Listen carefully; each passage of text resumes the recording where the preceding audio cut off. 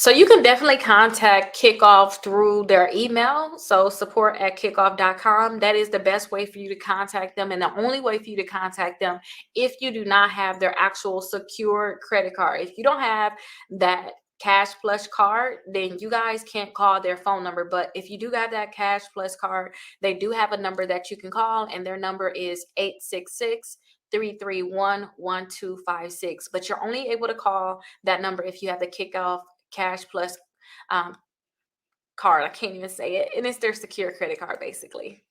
Now, let me show you my screen to show you where I got that from. So, Kickoff phone number. Here is the phone number. Uh-oh.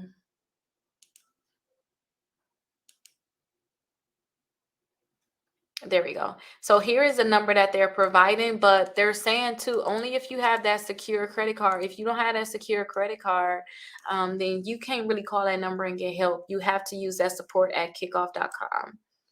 And they usually should be okay with getting back to you. I guess I should double check to see how long that will take me to take for them to respond to me. But that is their phone number. So if you guys need to contact them, you can contact them at that number, but you have to make sure that you have their cash card.